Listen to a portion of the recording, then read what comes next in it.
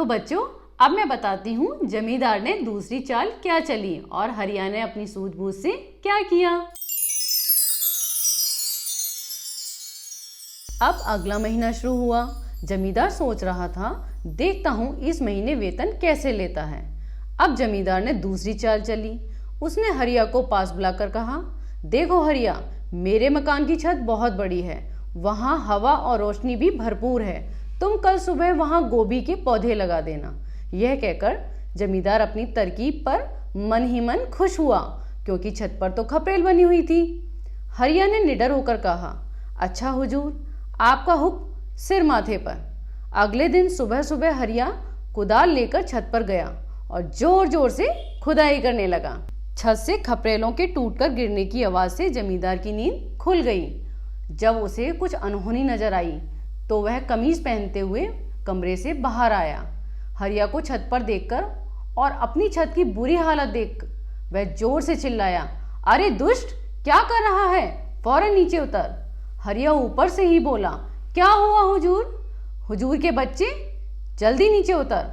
जमींदार गरजा, हुजूर, आपने ही तो गोभी के पौधे लगाने का हुक्म दिया था। आप भी कमाल करते हैं, खुदाई के बगैर गोभी के पौधे कैसे लगेंगे? हरिया ने भोलेपन से कहा।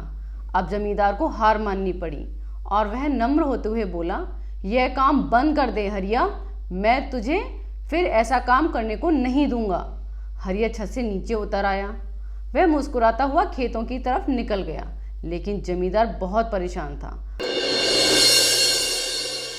अब कैसे इस लड़के को हराया जाए, कौन सा काम दिया जाए?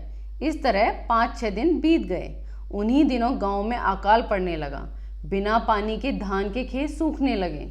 जमींदार को फिर एक तरकीब सूझी। उसने हरिया को अपने पास बुलाकर आदेश दिया, देखो हरिया, आजकल अकाल पड़ रहा है, तुम कल ही मेरे धान के सब खेतों को घर में ले आओ, ताकि धान को अकाल से बचाया जा सके। यह कहकर जमींदार ने मन ही मन सोचा कि यह उसकी आखिरी परीक्षा होगी। लेकिन हरिया ने उसी विनम्रता से कहा, बहुत अच्छा हुजूर, ऐसा ही होगा।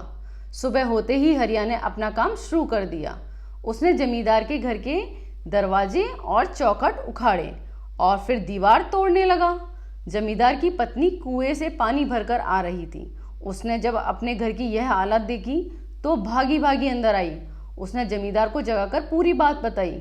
जमींदार आंखें मलता हुआ दरवाजे की ओर दौड़ा।